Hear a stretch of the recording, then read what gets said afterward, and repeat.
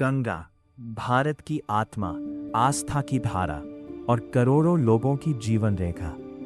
सदियों से यह नदी सिर्फ पानी की धारा नहीं, बल्कि एक स्पिरिचुअल जर्नी रही है, जो जन्म से मृत्यु तक हर भारतीय के जीवन को छूती है।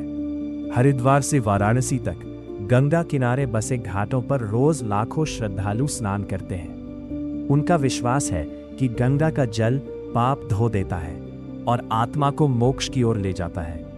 गंगा सिर्फ एक नदी नहीं, बल्कि मदर गंगा है, आस्था, संस्कृति और परंपरा की जीवित प्रतीक। लेकिन आज गंगा एक गहरे संकट से जूझ रही है।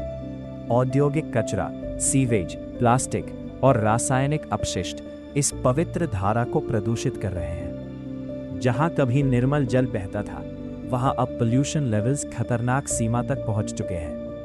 गंगा की यह स्थिति न सिर्फ पर्यावरणीय समस्या है, बल्कि करोड़ों लोगों के स्वास्थ्य और जीवन पर सीधा असर डाल रही है। गंगा को बचाने के लिए कई प्रयास किए गए हैं। नमामि गंगे प्रोजेक्ट, स्थानीय एनजीओज और समाजसेवी संस्थाएं लगातार सफाई अभियान चला रही हैं।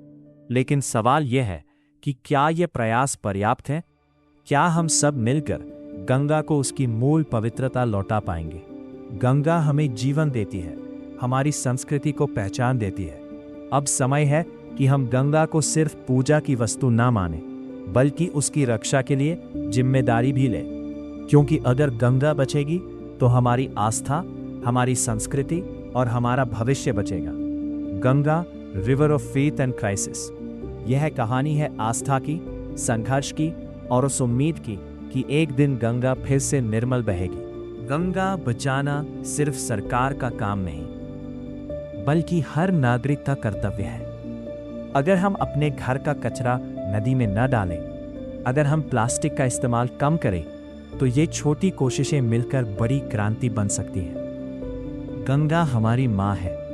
माँ को सिर्फ पूजना नहीं, उसकी रक्षा करना भी हमारा धर्म है। आओ मिलकर संकल्प लें, गंगा फिर से निर्मल बहेगी और हमारी आस्था फिर से उज्जवल होगी।